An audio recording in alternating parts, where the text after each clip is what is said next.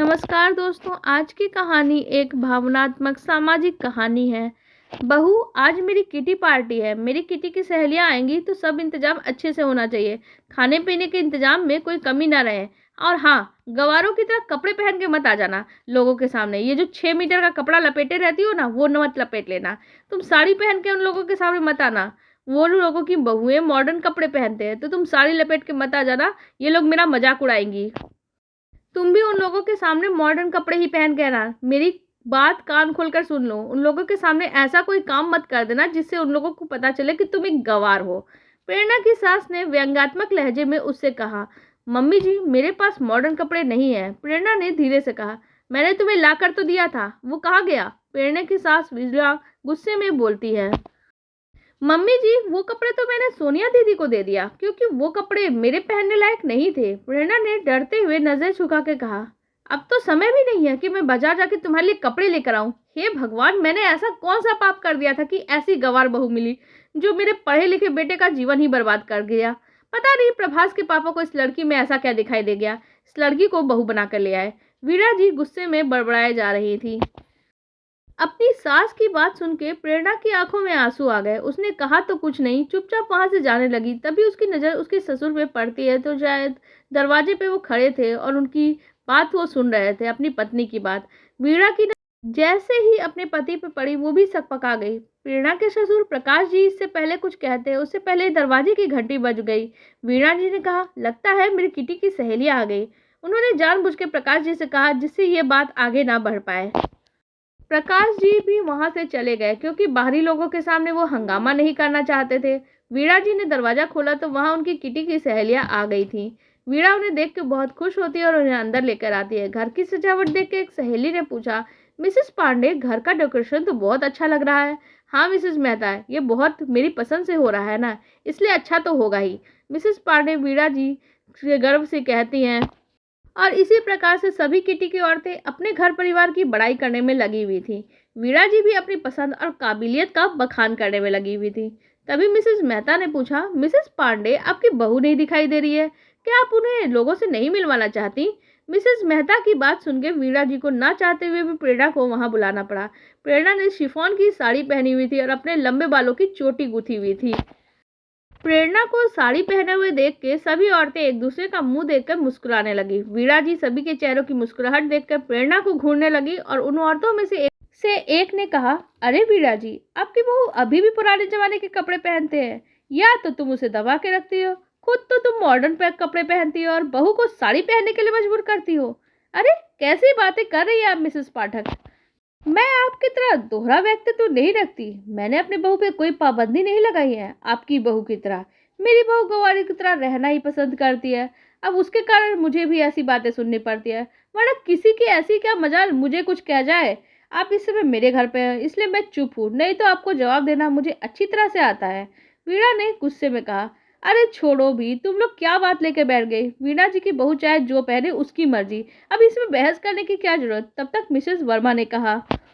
Mrs Verma की बात सुनकर सभी ने उनका समर्थन किया और फिर आपस में हंसी मजाक का दौर शुरू हो गया।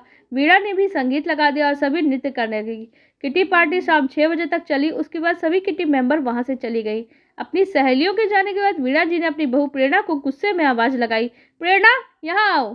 प्रेरणा अपनी सास के सामने आकर खड़ी हो गई, फिर डरते डरते धीरे से पूछी, जी मम्मी जी, क्या बात है, आपने मुझे बुलाया है? तुमने कसम खा ली है क्या मेरे लोगों के सामने बेइज्जती करवाती ही रहोगी? वीरा जी ने गुस्से में दांत पीसते हुए कहा, मम्मी जी, मैंने आपकी बेइज्जती कहाँ की है? मैंने तो आपके सहेलियों के सामने कुछ कहा भी नहीं, फिर आप ऐसा क्यों कह रही हैं? प्रेरणा ने धीरे से डरते हुए पूछा, इतनी भोली बनने की जरूरत नहीं है। तुम्हारे पहनावे को देखकर मेरी सहेलियों ने कितना मजाक उड़ाया, तुमको पता भी है, और तुम कह रही हो तुमने कुछ किया ही नहीं। वीरा जी लगभग चिल्लाते हुए बोलती हैं, मम्मी जी, मेरी साड़ी पहनने से आपकी बेइज्जती हुई, ये बात मेरी समझ में नहीं आ रही। मुझे साड़ी पहनना पसंद है। मैं अपनी भारतीय संस्कृति को पसंद करती हूँ। मुझे ये पाश्चात्य संस्कृति का पहनावा नहीं पसंद। प्रेरणा ने परेशान लहजे में कहा, तुम अपनी माँ से ही जबान लड़ा रही हो। उसके पति प्रभास ने घर में अंदर आते हुए कहा, नहीं, मैंने तो ऐसा नहीं कहा, मैं तो मम्मी जी बस इतना ही कह रही थी। प्रेरणा की बात काटते हुए प्रभास ने कहा, चुप करो, वैसे भी बड़ी संस्कारी बनती हो और बड़ों का जवाब देती हो। कहाँ चला जाता है तुम्हारा संस्कार? प्रभास की बात सुनकर प्रेरणा की आंखों में तो आंसू आ गए। प्रभास, प्रेरणा के पति का नाम। प्रेरणा के आंसू देख के वीणा जी ने कहा, फिर शुरू हो गया इसका तिरिया चरित्र। तुम माँ बेटे हमेशा प्रेरणा का अपमान क्यों करते रहते हो? मैंने तुम लोगों को कितनी बार समझाया कि अपनी हरकतों से बाज आ जाओ, वरना मुझसे बुरा कोई नहीं होगा। प्रेरणा गंवार नहीं है, पढ़े लिखे गंवार तो तुम दोनों हो। मैंने जानबूझ के प्रेरणा को अपनी बहू बनाया है, जिससे मेरी आने वाली पीढ़ियों को भारतीय सभ्यता और संस्कृति और संस्कारों का ज्ञान हो पाए। तुम दोनों ने तो भारतीय संस्कृति को ताक पे रख दिया है। तुम दोनों खुद गलत हो और गलत प्रेरणा को ठहरा रहे हो। आज के बाद तुम दोनों ने प्रेरणा का अपमान किया तो मुझसे बुरा कोई नहीं होगा। प्रेरणा के ससुर प्रकाश जी गुस्से में बोलते हैं और वहां से चले जाते हैं। प्रभास और वीरा जी जलती निगाहों से प्रेरणा को देखते हैं और वो भी वहां से चले जाते हैं। प्रेरणा आंखों में आंसू लिए वहीं खड़ी खड़ी थी और उसकी समझ में नहीं आ रहा था कि आखिर उसकी गलती क्या है जो उसकी सास और पति उससे हमेशा नाराज रहते हैं। यही सोचते हुए प्रेरणा रसोई घर में चली गई। प्रेरणा, कहाँ हो? यहाँ आओ। प्रभास ने प्रेरणा को आवाज लगाई तो प्रेरणा दौड़ती हुई आई, बोली, क्या बात है, आपने मुझे बुलाया है? प्रेरणा ने पूछा, कल मैं तरक्की के उपलक्ष्य में एक पार्टी दे रहा हूँ और वहाँ बहुत बड़े बड़े लोग आएंगे, विदेशी लोग भी वहाँ आएंगे। पार्टी 5 स्टार होटल में है, तो तुम्हारा रहना भी जरूरी है, इसलिए तुम वहाँ चलना। लेकिन ये साड़ी पहन के मत चलना। वहाँ जाने के लिए मैं तुम्हारे लिए एक मॉडर्न ड्रेस लाया हूँ, वही पहन के चलना। प्रभास ने प्रेरणा को एक पैकेट देते हुए कहा। प्रेरणा ने वो पैकेट अपने हाथ में लिया और उसे खोलने लगी। तभी फोन की घंटी बज उठी। उस सबका ध्यान उस तरफ चला गया। प्रेरणा ने पैकेट रख दिया और फोन उठाया। उधर से उसकी माँ की आवाज़ थी। वो कह रही थी कि तुम्हारी पापा की तबीयत खराब है, तुमसे मिलना चाहते हैं। अपनी माँ की बात सुनकर प्रेरणा घबरा गई और अपनी सास को अपने पिता की तबीयत के बारे में बताया कि वो और फिर मायके जाना चाहते हैं। मीरा जी उसे मना करती रही उससे पहले, लेकिन प्रकाश जी ने कहा, प्रेरणा, इसमें पूछने की क्या बात है, तुम जाओ, तुम्हारे पापा तुमसे मिलना चाहते हैं। अपने ससुर की बात सुनकर प्रेरणा अपने मायके जाने की तैयारी करने लगी। तभी उसका मायका जो उसके शहर में था, उसने प्रभास ने कहा कि कल पार्टी में जाने से पहले वो यहाँ आ जाएगी। उसके बाद प्रेरणा अपने मायके जाने के लिए निकल गई। अपने माता पिता से मिलने के बाद प्रेरणा बहुत खुश थी। प्रेरणा को देखकर उसके पापा की तबीयत में काफ़ी सुधार होने लगा। प्रेरणा भी माता पिता के पास आके बहुत ही सुकून और शांति महसूस कर रही थी।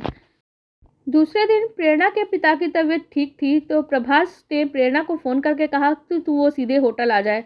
प्रभास ने कहा, तुम ड्राइवर के साथ होटल आ जाना और वही ड्रेस पहन के आना, कल जो ला के दिया था। प्रेरणा अपने पापा को डॉक्टर दिखाने के बाद ससुराल चली गई। घर पे कोई नहीं था, सब लोग होटल जा चुके थे। प्रेरणा भी तैयार होने के लिए कमरे में गई और उसने अपनी ड्रेस देखी तो वो चौंक गई, क्योंकि वो एक गाउन था जो पूरी तरह से बैकलेस था। प्रेरणा ने उसे बेड में ही फेंक दिया और अलमारी से अपनी एक कांजीवरम साड़ी निकाली। साड़ी क्रीम कलर की थी और उसका बॉर्डर मैरून रंग का था। प्रेरणा ने वही साड़ी पहनी और अपने लंबे बालों का ढीला सा जुड़ा बनाया। गले में मैरून रंग का जड़ाऊ हार, हाथों में जड़ाऊ कंगन पहने, माथे पे मैरून रंग की बड़ी बिंदी, होठे पे मैरून रंग की लिपस्टिक लगाई। जब प्रेरणा ने तैयार होकर खुद को शीशे में देखा तो खुद को ही देख के शर्मा गई। तभी उसका फोन बज उठा। प्रेरणा ने फोन उठाया तो फोन प्रभास का था। कहाँ हो, कब तक होटल पहुंच रही हो? प्रभास ने गुस्से में पूछा। मैं तैयार हो गई हूँ, मैं घर से निकल रही हूँ, मुझे होटल पहुँचने में ज़्यादा टाइम नहीं लगेगा, प्रेरणा ने कहा। प्रेरणा फ़ोन रखने के बाद होटल के लिए निकल जाती है। कुछ समय बाद उसकी कार सड़क पर दौड़ने लगती है। थोड़ी देर बाद कार होटल के कंपाउंड में खड़ी थी। कार से उतरकर प्रेरणा सीधे अंदर पहुंची। वहाँ सभी लोग आ चुके थे। जैसे ही प्रभास की नज़र प्रेरणा के चेहरे पर पड़ी, वो क्रोध के भाव उसके साफ दिखाई दे रहे थे। वीणा जी तब तक वहाँ आ गई और फुसफुसा कर बोली, तुम्हें हमारी बेइज्जती करवाने में इतना मजा क्यों आता है? अभी सब लोग मेरे बेटे का मजाक उड़ाने लगेंगे और कहेंगे कहाँ की गंवार आ गई। तभी विदेश से आए व्यक्तियों ने पूछा, मिस्टर प्रभास, आपकी वाइफ अभी तक नहीं आई, कहाँ रह गई? मेरी वाइफ मारिया उससे मिलने के लिए बहुत एक्साइटेड है। प्रभास ने अपने चेहरे पर नकली मुस्कुराहट लाते हुए कहा, मिसेस डेविड, यही है मेरी पत्नी मिसेस प्रेरणा। वाह, इंडियन ब्यूटी, आपकी पत्नी तो बहुत सुंदर है मिस्टर प्रभास, मारिया ने कहा। पार्टी के सभी लोग प्रेरणा के ही आसपास इकट्ठे हो गए और सब प्रेरणा की साड़ी, उसके पहनावे और उसके श्रृंगार की प्रशंसा करने लगे। तभी एक महिला ने वीणा जी से कहा, वीणा जी, आपने आज तक अपनी बहू से हमने नहीं मिलवाया। आज हमें पता चला कि आपने उससे हमें क्यों नहीं मिलवाया। वो इतनी सुंदर है कि हमारी नज़र ही ना लग जाए। वीणा जी उस महिला की बात सुनकर गर्व से मुस्कुरा उठी। तभी वहाँ उपस्थित सभी लोग प्रेरणा की तारीफ करते रहे और शहर के मेयर मिस्टर राहुल भी आ गए। बातचीत के दौरान उन्हें पता चला प्रेरणा ने हिंदी में पीएचडी किया है, तो उन्होंने खुश होकर प्रेरणा के ससुर प्रकाश जी से कहा, प्रकाश, तुमने कभी बताया नहीं कि तुम्हारी बहू हिंदी में पीएचडी की हुई है। मुझे अपने कॉलेज के लिए एक हिंदी के प्रवक्ता की आवश्यकता है। क्या प्रेरणा बेटी मेरे कॉलेज की प्रवक्ता की नौकरी कर लेगी? मेयर साहब की बात सुनकर प्रेरणा के चेहरे पर आश्चर्य मिश्रित खुशी दिखाई देने लगी। मेयर साहब की बात सुनकर वीरा और प्रभास के चेहरे पर भी गर्व भरी मुस्कुराहट फैल गई। प्रकाश जी ने कहा, क्या हुआ वीणा, आज तुम्हारे चेहरे पे प्रेरणा के लिए गुस्सा और नफरत नहीं दिखाई दे रही है? प्रभास, तुम्हें तो प्रेरणा एक नंबर की गंवार लगती थी, आज ये चमत्कार कैसे हो गया? अपने पिता की बात सुनकर प्रभास ने शर्म से अपनी नजर झुका ली और वीणा के चेहरे पे भी शर्मिंदगी के भाव दिखाई देने लगे। मुझे माफ कर दो प्रेरणा बेटा, हम लोगों ने चेहरे पे पाश्चात्य संस्कृति का पर्दा पड़ा हुआ था जो आज उतर गया है। हमें तुम पे गर्व है और मैं भी बहुत खुश हूँ कि प्रभास के लिए तुम्हारे पापा ने इतनी सुंदर और संस्कारी लड़की ढूंढी। वीणा जी ने हंसते हुए प्रेरणा से कहा। प्रभास बहुत ही प्यार से प्रेरणा को देख रहा था। प्रेरणा की नजर जब प्रभास पे पड़ी तो अपनी ओर देखता पाकर प्रेरणा ने शर्मा के नजरें झुका ली। प्रकाश जी अपने परिवार को एकजुट होता देख खुशी से उन्हें देख रहे थे। उनके चेहरे पे गर्व भरी मुस्कान फैल गई। आप लोगों को हमारी ये कहानी कैसी लगी कमेंट सेक्शन में जरूर बताइएगा। साथ ही वीडियो को लाइक कर दीजिएगा और हमारे चैनल को भी सब्सक्राइब कर लीजिएगा। धन्यवाद।